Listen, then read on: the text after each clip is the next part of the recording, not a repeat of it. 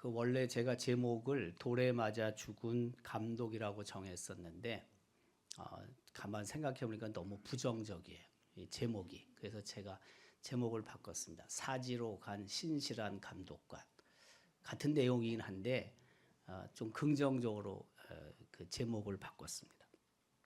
그 하도람이라는 의미는 주는 높으시다라는 뜻이라고 합니다.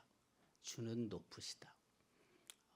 이제 그의 삶을 통해서 하나님이 높으시다는 것을 증명해 냈다라고 할 수도 있고요. 또 한편으로는 하나님이 높으시기 때문에 그가 자기에게 주어진 일을 신실하게 감당했다.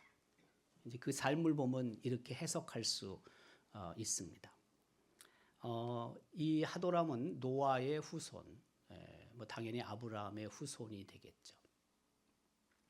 그 창세기 10장 1절, 21절, 26절, 27절 이 내용을 보면 하도람이 노아의 아들이고 그리고 쭉 이제 내려와서 그 노아의 그 아들 중에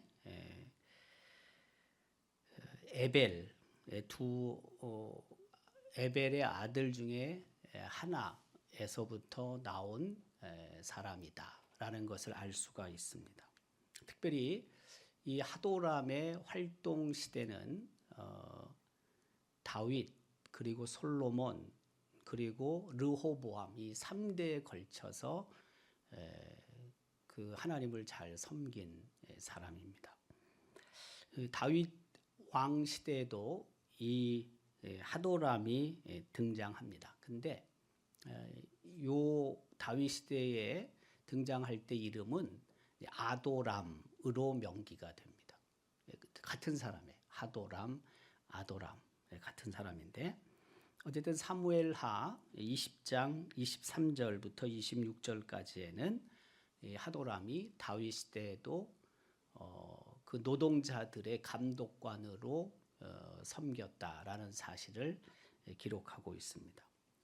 요압은 이스라엘 온 군대의 지휘관이 되고 여호야다의 아들 분하야는 그렛 사람과 블렛 사람의 지휘관이 되고 아도람은 감역관이 되고 전에 그래서 어쨌든 그가 다윗 시대에도 맡겨진 일을 잘 감당했던 사람이다라는 걸 알 수 있고 솔로몬 왕 시대에도 역시 등장하는데 이제 이름은 이때 아도니람으로 성경은 기록하고 있습니다.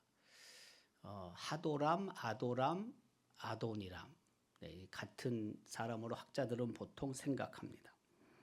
솔로몬 왕이 이스라엘의 왕이 되었고 다윗이 죽은 후에 솔로몬이 왕이 됐잖아요. 아히살은 국내 대신이요 압다의 아들 아도니람은 노동 감독관이더라. 우리가 알고 있지만 그 다윗은 40년 동안 이스라엘의 왕으로 있었습니다. 그가 죽은 후에 솔로몬도 40년 정도로 생각을 합니다. 그러니까 그 이 하도람이 그 다윗 즉위 몇 년부터 역할을 했는지는 잘 모르긴 해요.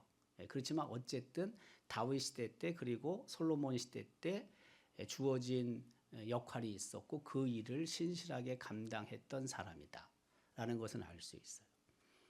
예를 들어서 다윗 즉위 뭐 20년 정도부터 했다 그러면은 그 솔로몬이 죽은 후에 우리가 알고 있지만 그의 아들 르호보암이 왕위를 이어받는데 그때도 이름이 등장하거든요.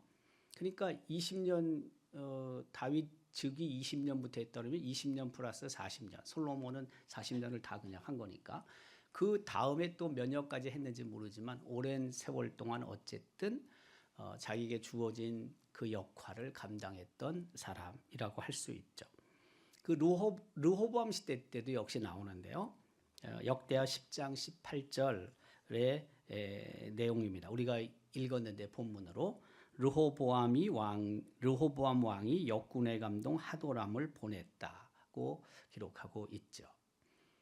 이것은 뭐 르호보암이 왕이 된 이후에 그렇게 오래 시간이 경과되지는 않았고요. 짧은 시간을 왜냐하면 르호보암이 왕이 될 때 북쪽에 있는 이스라엘 지파가 아주 격렬한 반대를 하게 되잖아요.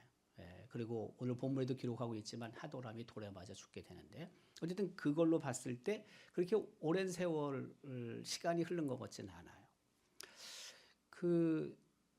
어쨌든 그 세 왕을 잘 섬겼을 뿐만이 아니라 세 왕 시대에 하나님께서 주신 일을 잘 감당했던 사람이라고 할 수 있습니다. 이것은 그 오랜 세월 동안 충성스럽게 맡겨주신 하나님의 일을 감당했다라고도 볼 수가 있는 거죠. 제가 이렇게 계산을 해보니까 우리 전임 목사님께서 이제 24년을 섬기셨는데 24년을 섬기시고 그리고 제가 이제 21년 해서 22년으로 넘어가는데 21년 플러스 24를 하면은 45년이거든요.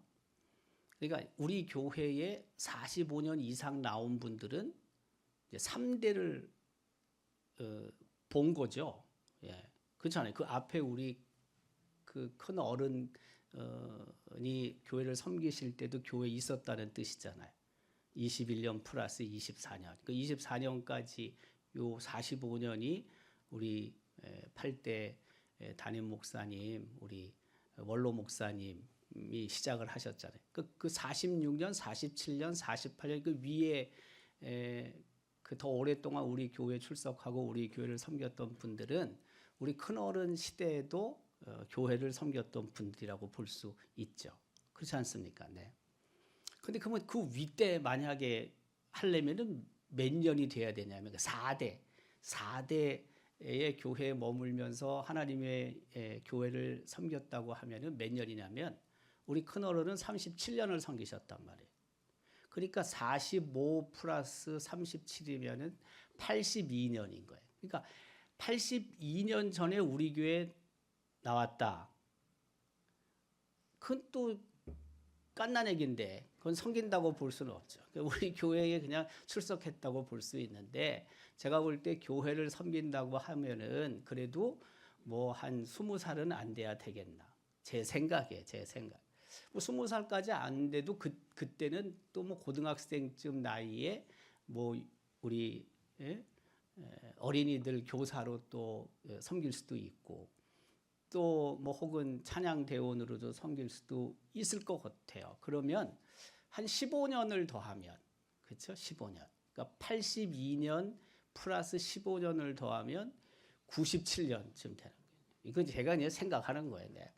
그러니까 97세 이상 계신 분 중에 우리 교회를 여전히 지금도 생존하면서 나오고 있다.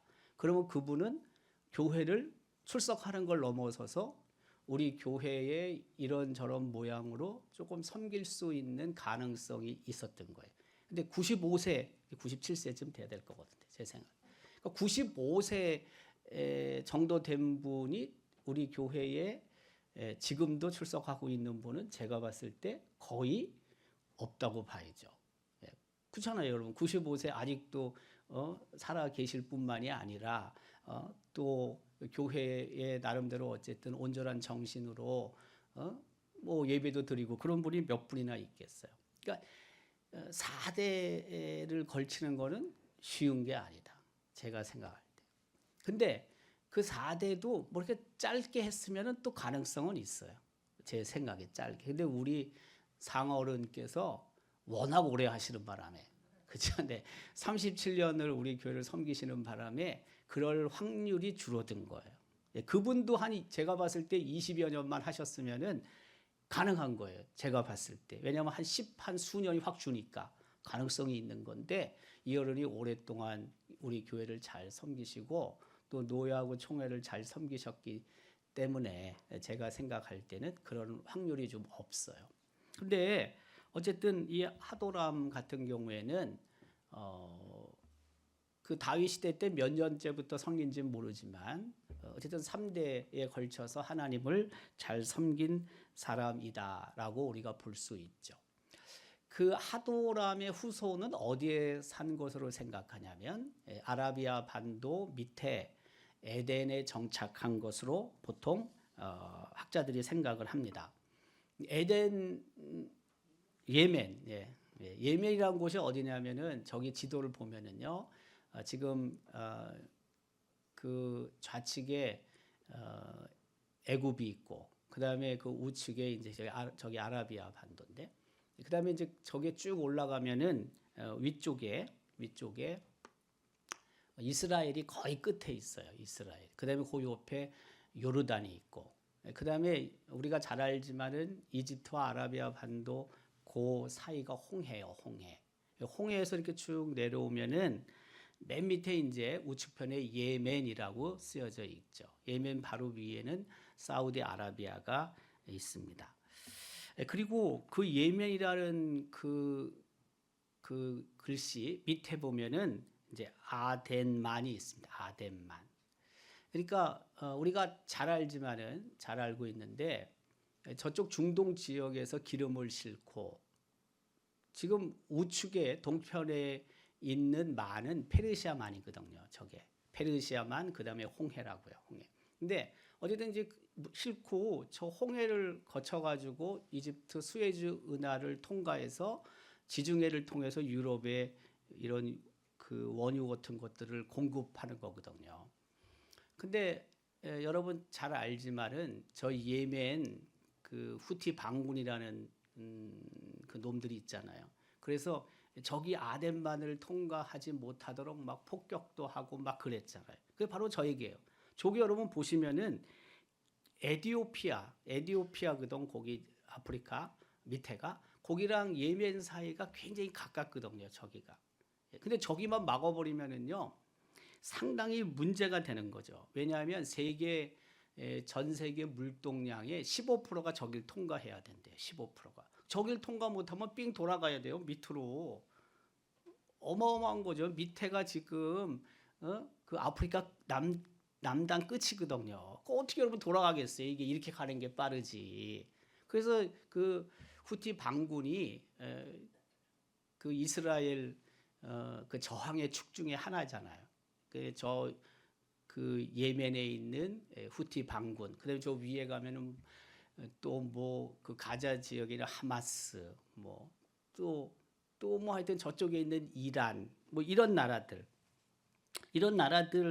또 헤즈볼라 뭐 이게 이제 저항의 축인데 이스라엘 과의 그 대척점에 있는 나라인데 이번에 뭐 박살났죠. 뭐 하마스도 박살나고 헤즈볼라도 박살나고 그다음에 저 예멘 안에 있는 후티 반군도 박살났죠. 네.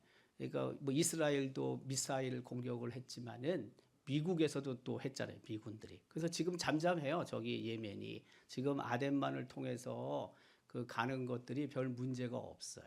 근데 저쪽에 그 후손들이 정착을 했을 것이다. 학자들은 보통 그렇게 생각을 하는 거죠. 하도람의 후손들은 밑에까지 내려와서 예멘에 살았다 이거고요. 여기 다시 보면은 저기 조금 진한 땅색 브라운이 이제 예멘을 나타내고 있고요. 그 위에 사우디아라비아가 있고 그렇죠. 네.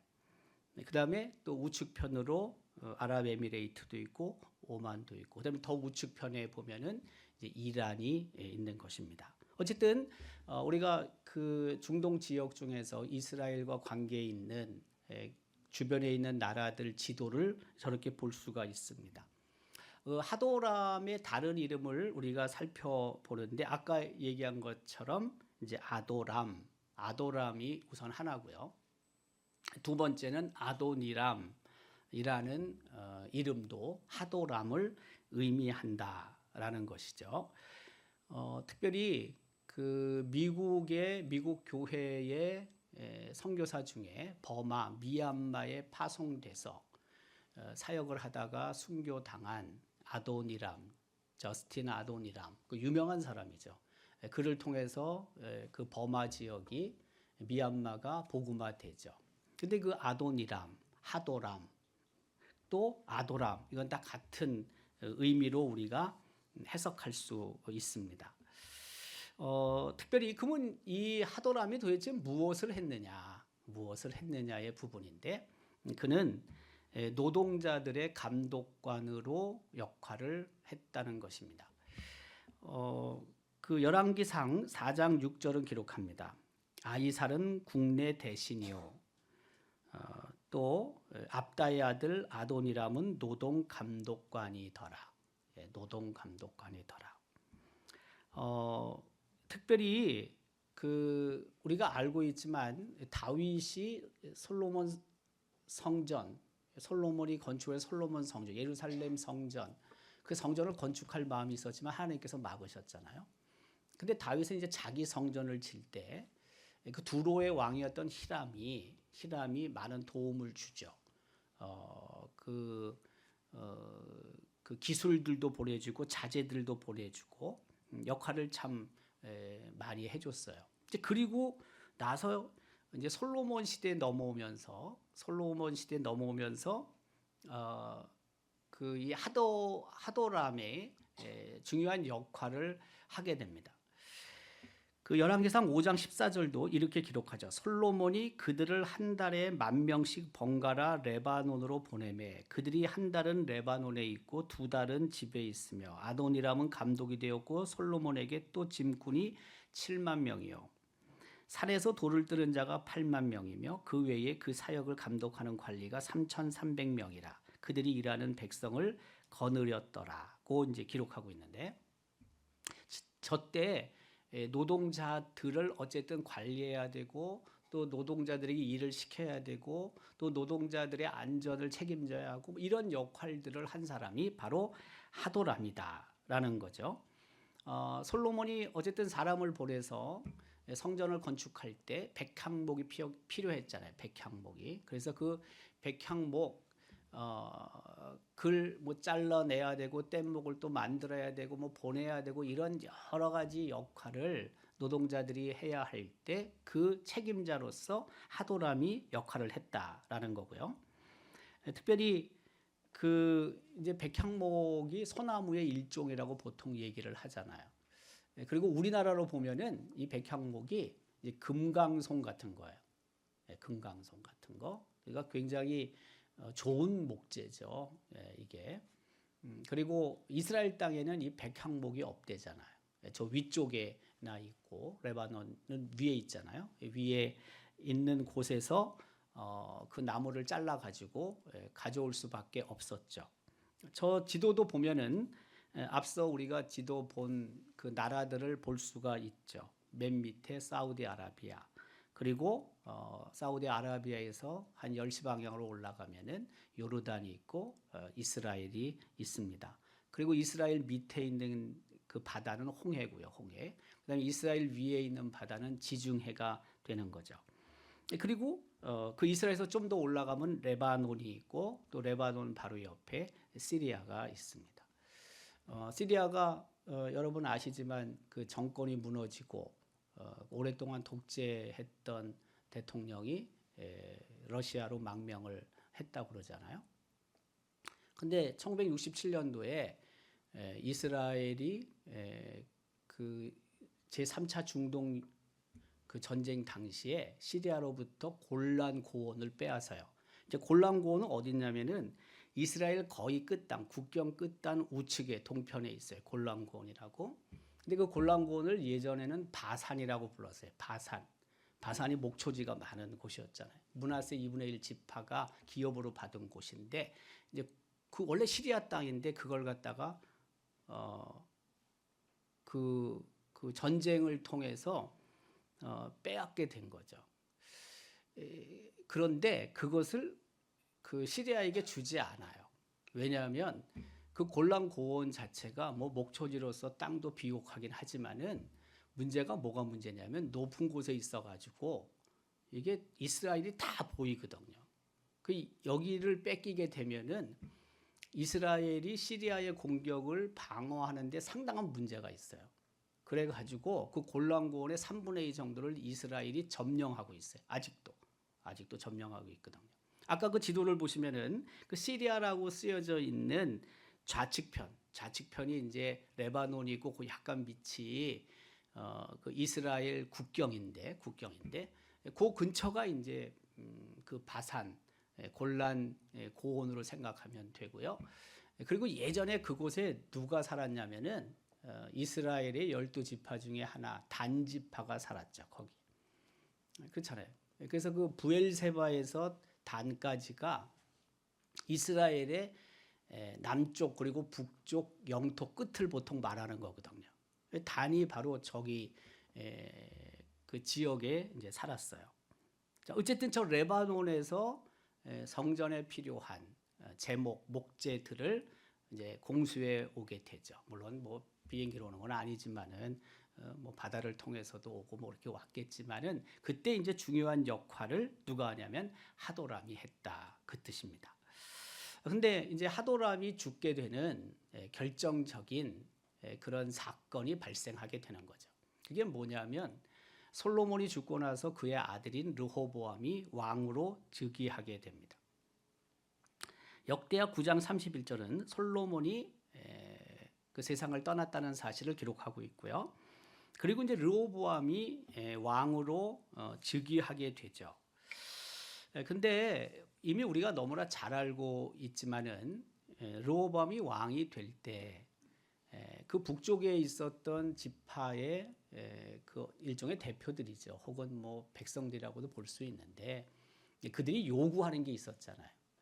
아버지 솔로몬이 자기들에게 좀 너무 많은 일들을 시켰다는 거죠.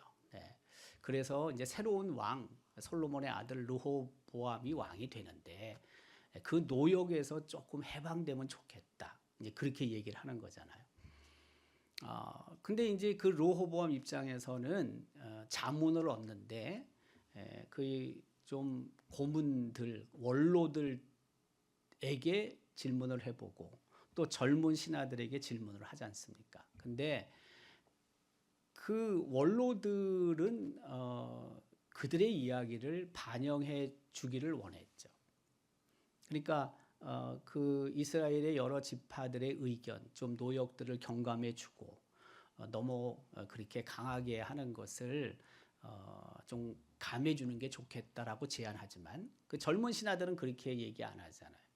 그래서 오히려 더 혹독하게 그 북쪽에 있는 지파 사람들을 대해야 한다라고 말을 하죠. 근데 멍에를 더 무겁게 이제 하는 거죠. 우리가 알고 있지만 솔로몬이 채찍으로 쳤지만 나는 정갈로 치겠다라고 말을 하죠. 어쨌든 이제 이런 일들이 벌어지게 되는 거예요. 지금 이제 그런 상황 속에서 그 왕으로 르호보암이 이제 즉위하려고 이제 하게 되는 거죠. 이제 바로 그런 내용들인데 이제 세겜으로 가서 그가 왕위에 이제 올라가는 그런 부분인데 이제 세겜이라는 것은 여러분 적어 보시면 알지만은 밑에 사해가 있고 요단강이 있고 그 다음에 위에 갈릴리 호수가 있고요. 그리고 세겜은 그 중앙쯤에 사마리아 땅 중앙쯤에 있습니다. 이제 세겜으로 가는 거예요. 가서 이제 자기가 이제 그런 부분들을 그 왕으로 즉위할 그런 그 기회들을 이제 갖게 되는 거죠. 근데 앞서 언급한 것처럼 북이스라엘 사람들이 요청하는 것들이 있었고 그런데 그 요청을 이제 받아들이지 않게 되는 거죠. 그게 이제 르호보암의 방침은 다른 게 아니라는 거예요. 저기 있는 것처럼 아까 이야기한 것처럼 오히려 멍에를 무겁게 매겠다. 그리고 전갈 채찍으로 때리겠다. 이렇게 나오니까 반발이 있게 되는 거죠. 그래서 북이스라엘 사람들이 이제 전련을 선언하게 되는 겁니다. 더 이상 우리는 르호보암을 왕으로 모실 수가 없다. 이제 그렇게 얘기를 하게 되는 거죠. 이제 오늘 본문은 이제 저런 상황 속에서 그 노동자의 감독인 하도람이 저 사지로 들어가게 되는 거예요. 살해당한다는 거죠. 앞서 노동자의 감독이 하도람이라고 얘기를 했고요. 그리고 하도람이 그곳에 들어갔을 때 북이스라엘 사람들에 의해서 죽임을 당하게 됩니다. 그 역대하 10장 18절은 이렇게 기록하죠. 르호보암 왕이 역군의 감독 하도람을 보냈더니 이스라엘 자손이 저를 돌로 쳐 죽인지라. 르호보암 왕이 급히 수레에 올라 예루살렘으로 도망하였더라. 사실은 르호보암이 당해야 될 그런 죽음이었을지도 모릅니다. 그런데 하도람을 보낸 것은 하도람이 그만큼 신실하고 충성스러운 종이었기 때문에 그를 보낸 거죠. 그 거부 물론 해도 죽을 수는 있어요. 르호보암에게 죽을 수는 있어도 자기가 정말 믿을 만한 사람이니까 어쨌든 보낸 거 아니겠습니까? 저는 그곳에 간다는 것이 얼마나 위험한 일인데도 불구하고 하도람이 그곳에 갔다는 것 자체에 대해서 하도람의 그 신실성 그리고 그의 충성을 엿볼 수 있다라고 저는 생각합니다. 올해가 이제 우리나라 개신교가 처음으로 들어온 지 140주년이 되는 해라고 하지 않습니까? 1885년 4월 5일 장로교 선교사인 언더우드와 그리고 감리교 선교사인 아펜젤러가 인천에 도착을 했잖아요. 그게 1885년 부활 주일이라고 보통 말하잖아요. 올해 많은 이제 그 행사들을 준비하고 있는 거죠. 왜 140주년이 된다. 이게 뭐 140주년을 행사로 큰 행사를 해야 되는 해인지는 전 잘 모르겠어요. 이게 보통 뭐 100주년 혹은 뭐 150주년 뭐 이렇게 하지 140주년 이건 별로 안 하는데 그냥 10단위로 가다 보니까 제 생각에 140주년을 하는 게 아닌가. 저는 그런 생각이 좀 있어요. 어쨌든 140주년을 맞는 올해 개신교 입장에선 장로교든 감리교든 그 복음이 처음 전해지고 또 복음이 왕성하게 전파되고 또 오늘의 교회가 세워졌는데 이제 그것을 감사하고 기념하는 여러 일들을 한다고 그래요. 근데 가만 생각해 보면 140년 전에 이 나라에 온 선교사들 뭐 그 이후에도 줄줄이 이제 들어오는 거 아닙니까? 저는 그런 생각을 하는 게 뭐냐면 이분들이 어쨌든 미국 땅에서 떠나 한국을 오든 다른 동남아시아를 가든 뭐 아프리카를 가든 정말 사지로 왔다고 볼 수 있죠. 뭐 정보가 그렇게 있는 것도 아니고요. 그 다음에 이 환경 자체가 정말 열악하지 않습니까? 아주 열악한 동네로 오는 거거든요. 우리 처음 안동 선교부에 그 처음 온 선교사가 소텔이라는 선교사지 않습니까? 체이스 소텔인데 그 체이스 소텔이 대구 선교부에 있다가 안동 선교부가 세워지면서 누가 갈까? 대구 선교부에 있는 선교사 중에 누가 갈까? 이렇게 나름대로 뭐 이 의견들을 모을 때 본인이 가겠다고 그랬거든요. 본인이. 그때 나이가 27살이거든요. 근데 와서 뭐 별로 뭐 한 것도 없어요. 네. 와가지고 안동에 와서 뭐 이렇게 전도하기 위해 순회 말 타고 순회 전도 여행 갔다가 장티푸스 걸려가지고 그래가지고 대구로 가서 치료받고 한 달여 후에 세상을 떠나거든요. 어떻게 보면 너무 아깝죠. 그 소텔은 대구 선교부에 있을 때 제일 어린 선교사 중에 하나였고 그래도 그 중에서 그리고 재주가 많았다고 일컬어지죠. 그 동산의료원 지금의 동산의료원에서 그 물레방아를 만들어서 전기를 쓸 수 있도록 했다는 거예요. 굉장히 그 손재주가 있던 사람이었어요. 대구보다는 안동이 훨씬 더 열악한 환경이었는데 안동 선교부가 처음 세워질 때 본인이 자천해서 오겠다고 했고 근데 와서 얼마 되지 않아가지고 그냥 세상 떠난 거예요. 사지죠. 저는 어쨌든 한국에 오는 게 사지고 대구보다는 안동이 사지라고 저는 생각해요. 대단한 분들이에요. 그 기독청년면료회에도 마찬가지인데 1917년도에 우리가 잘 아는 안대선 선교사님이 안동에 와요. 한국에 왔다가 안동으로 와요. 그게 1917년도에. 이분의 그때 나이가 몇 살이냐면은 27살이에요. 그분이 1890년생이라고요. 안대선 선교사님이. 근데 그 부인 한국 이름이 안의리예요. 안의리. 영어 이름은 릴리안 엘리자베스 비드 앤더슨인데 결혼하자마자 한국으로 신혼여행 왔어요. 그리고는 인천에서 안동으로 왔다고요. 1920년도에 첫 아이가 태어났어요. 여자아이예요. 이름은 도로시예요. 근데 7개월 만에 죽잖아요. 이질로 죽었거든요.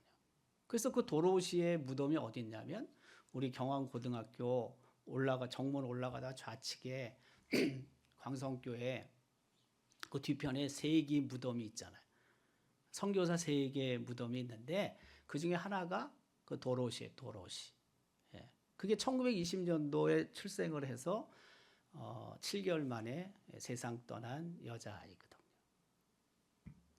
그리고는 1921년도에 2월 5일 날 우리 교회에서 기독청년면료회 승인을 하잖아요. 임원 조직한 걸 승인하잖아요.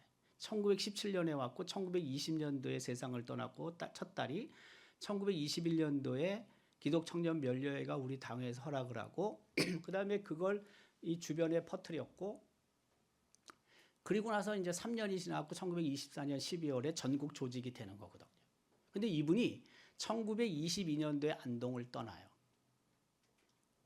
안동을 떠나서 서울에 가서 전국적으로 이 기독청년면료회를 보급하러 다닌다고요. 이 안대선 선교사님이. 그때 같이 간 사람이 누구냐면 우리 교회 초대 기독청년면료회 회장이라고요. 그 이름이 권중윤이라고. 같이 가는 거예요. 같이 가서 1924년도 12월 달에 우리나라 기독청년면료회 전국 조직이 될 때 상임 총무는 안대선 선교사, 부총무는 권중윤이에요. 권중윤. 근데 그 권중윤이 1900년생이라고 안대선 선교사보다 10년 어리다고요. 그 1922년도에 올라갔으니까 나이가 만으로 22살 때 올라간 거예요. 누가? 권중윤이. 권중윤은 요 뒤에 화성동에 살았어요. 화성동에. 이분이 깨어있는 분인데 대구 개성고등학교에서 공부하다가 3.1 만세운동 당시에 그 참여해가지고 형을 산 분이에요. 이분도. 그 다 졸업하고 안동에 와 있다가 이분이 우리 기독청년면료회 초대 회장이 됐고 21년 2월 5일 날 그리고 22년도에 서울에 올라가서 이 안대선 선교사님과 함께 전국에 다니면서 면료회를 보급하다가 2년 후인 24년도 12월에 총회가 됐고 총회를 만들었단 말이에요. 그리고 이분이 27년도에 이분도 27살에 세상 떠났는데 과로사로 죽거든요. 과로사로. 예. 그 사인이 다른 게 아니고 과로야, 과로. 예. 그러니까 그분들 참 대단한 분들인 거죠. 저는 생각에. 예. 지금은 뭐 27살 하면은 다 애로 보지만 그때는 27살이면 그런 일을 다 한 거예요. 네. 다. 그 안대선 선교사님이 서울에서 그 청년 면료회 운동을 하고 또 순회 전도 사역을 해서 여러 교회들을 개척을 했어요. 서울에서도 여러 교회를 개척을 하거든요. 그러다가 34년도에 부인이 또 죽었어요. 부인이. 서울에서 죽습니다. 그래서 부인은 어디에 묘지가 있냐면 양화진에 있어요. 양화진 선교사 묘역에 있습니다. 네. 근데 그때 나이가 몇 살이냐면 부인은 42이에요. 42.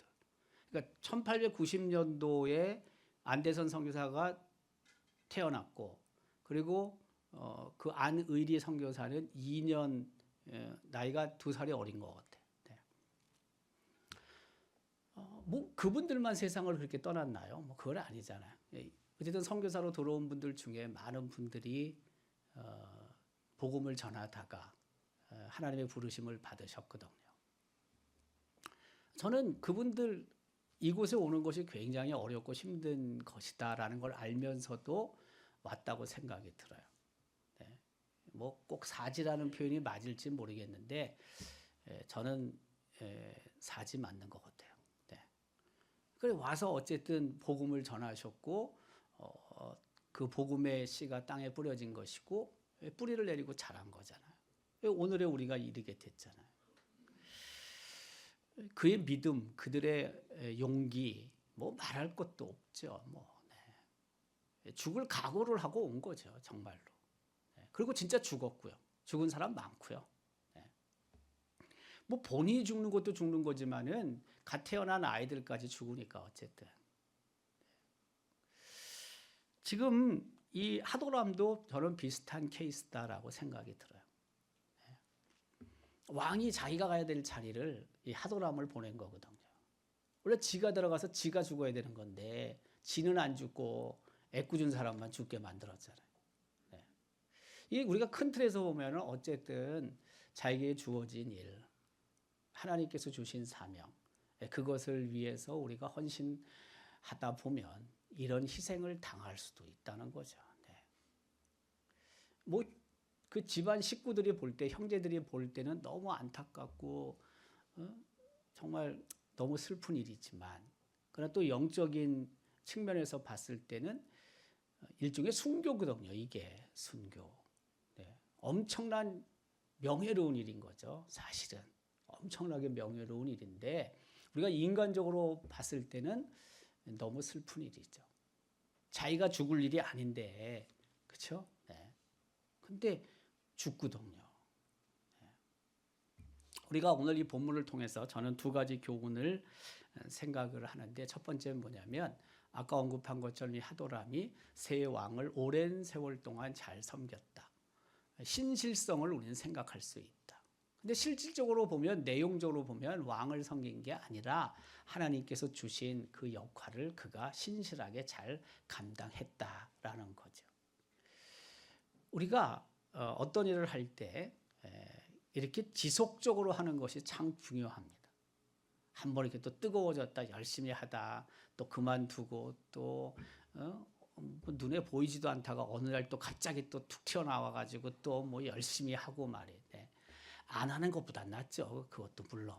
영 안 하고 그냥 있는 둥 없는 둥 그런 것보다야 100번 낫지만, 그러나 우리가 지속적으로 그 충성을 다하는 것, 그게 정말 하나님이 보실 때도 칭찬 들을 일이 아닐까 하는 생각이 드는 거예요. 근데 이 하도람은 바로 그것을 우리에게 보여주고 있다는 것입니다. 또 하나는 뭐냐면 좀 아깝긴 해요. 근데 나이도 꽤 들었을 것 같아요. 제 생각에. 아까 얘기한 것처럼 솔로몬 시대 40년은 다 한 거거든요. 어쨌든 이 사람이.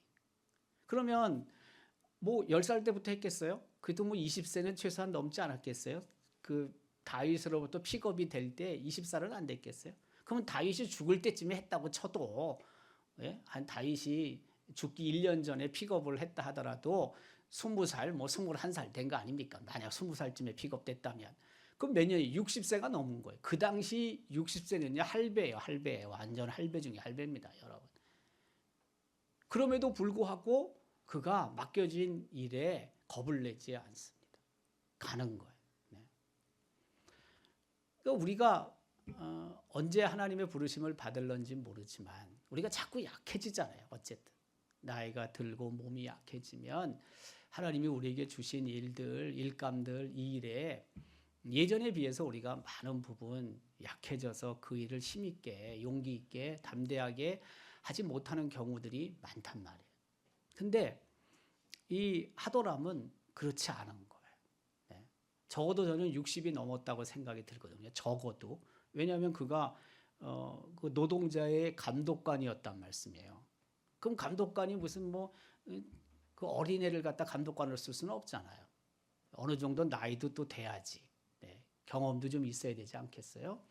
그러니까 이 하도람이 어쨌든 자신에게 주어진 일을 힘있게, 용기 있게 잘 감당한 사람이고, 이제 그러다 보니까 아깝게 희생을 당할 수도 있는 거예요. 뭐 그런 말이 있잖아요. 우리가 사명이 끝나기 전까지는 하나님이 부르시지 않는다. 우리의 주어진 사명이 끝나기 전까지 하나님은 우리를 불러가시지 않는다. 이걸 반대로 말하면 우리가 생명이 끝나는 날이 생명이 다하는 날이 하나님께서 우리에게 주신 그 사명 그것이 끝나는 날이고 그 하나님이 부르시는 그 날이다. 이렇게 우리가 해석할 수 있죠. 그게 언제인지는 다 몰라요. 뭐 여러분들 그 사명이 끝나는 날이 우리 호흡이 멈추는 날이 언제인지 우리가 어떻게 알겠습니까? 아무도 모르지. 네. 그렇지만 어쨌든 그 부르시는 그날까지 정말 최선을 다해서 그 내 몸 상태와 또 내가 어떤 이런저런 환경에서 최고로 어쨌든 끝까지 잘 감당할 수 있도록. 뭐 우리 몸이 약해졌는데 그 젊을 때만큼 그렇게 할 수는 없겠죠. 그러나 또 몸이 약해지면 그 약해진 만큼 그 수준에서 우리가 또 해야 될 일이 있다는 걸 제가 얘기하는 거예요. 그 거기서 최고의 그 충성을 헌신을 다할 수 있는 그 우리의 삶이 되어야 한다는 것을 말하는 거죠. 그래야지 하나님 앞에 섰을 때 우리가 부끄러움이 없지 않겠습니까?